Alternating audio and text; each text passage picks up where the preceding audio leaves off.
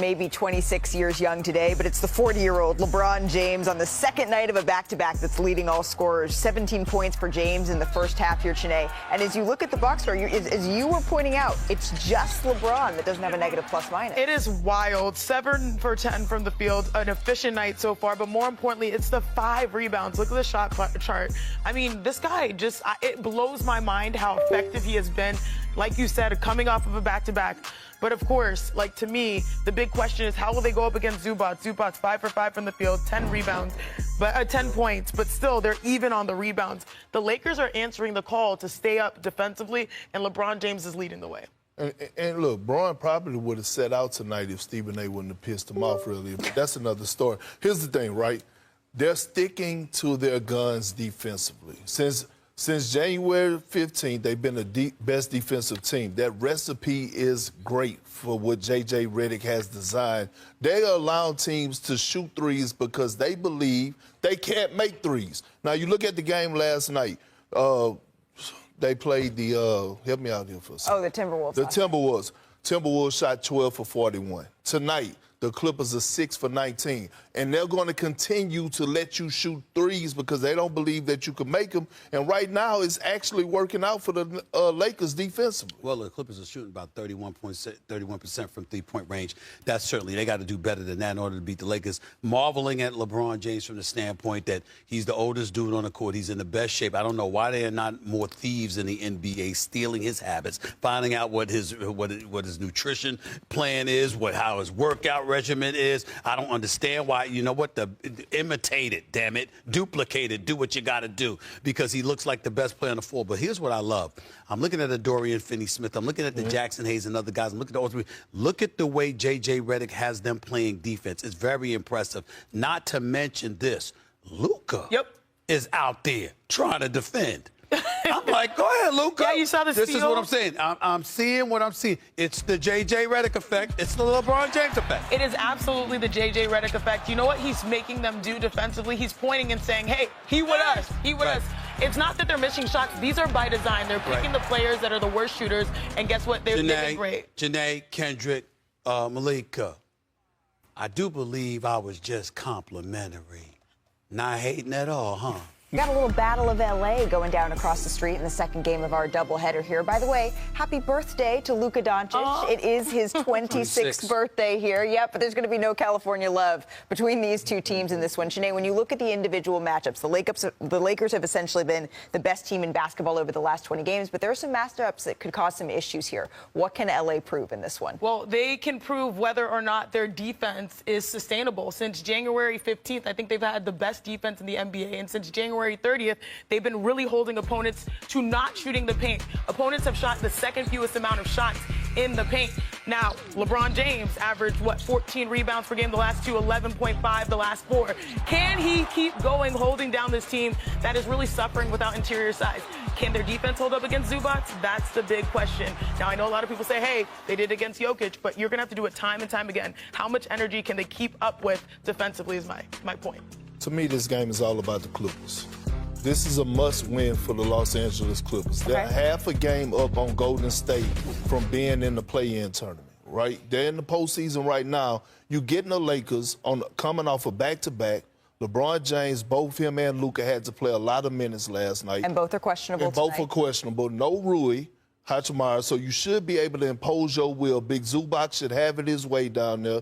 Ty Lue will have this team prepared, but this is a must-win situation for the must-win tonight for the Clippers. I thank y'all. I really do from the bottom of my heart. I'm very appreciative of what y'all said about the Clippers because I don't think about them much. I love Ty Lue. I know he's a phenomenal coach. I love the fact that Jeff Van Gundy has upgraded them defensively. And I know James Harden, very, very proud of him and what he's been doing. And Norman Powell, I'm a fan.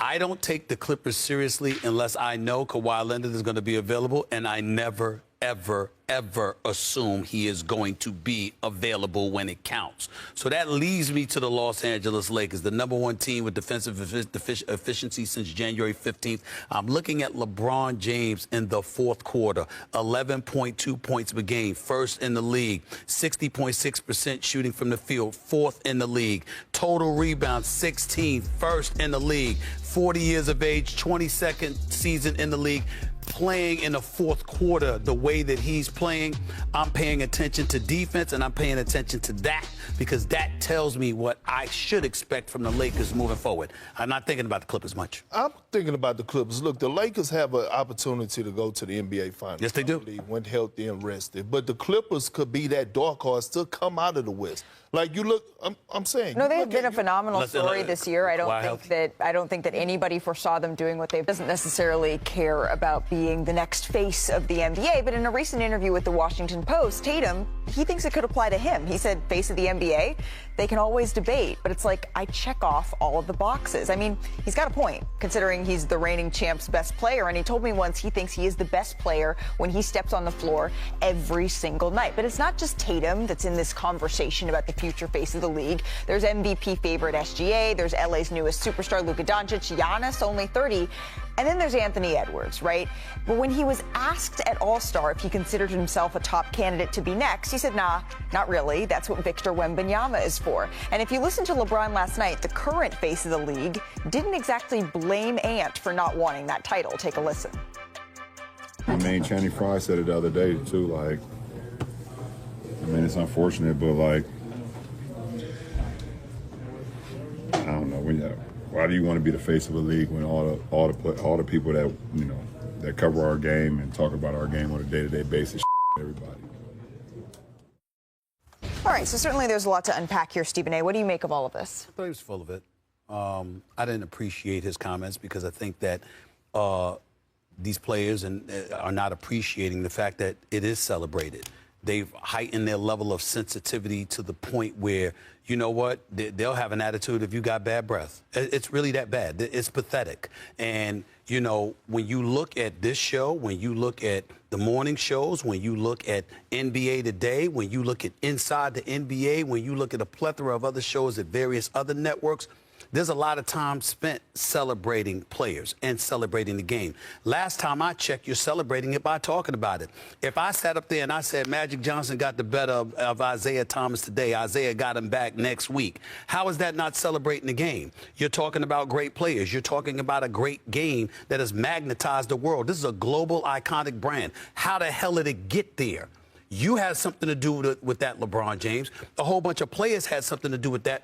But the people who talk about it and promote it and push it and illustrate it to the masses to make sure everybody knows about this product that we all find to be wonderful, that has made better lives for all of us up here and beyond, there's a level of appreciation. The level of appreciation that's somewhat been in question is that of the players. And I love how a player, the superstar that he is, pointed to everybody but them. Who didn't play in the All-Star weekend? Who hasn't participated in the slam dunk contest? Who started out this season, you know, with everybody celebrating him and his son playing basketball together? All of that gets forgotten, huh? It's BS. It really, really is. I could say more. We don't have the time, and I'm not on the appropriate airwaves to say it how I want to say it. So I'll leave it at that. Well, I'm gonna stay to the face of the league. I believe we're at a point in time where it's not one particular guy that's going to be the face of the league, right? You remember Jordan was the face of the league, and then we forget after that it was done by committee, right?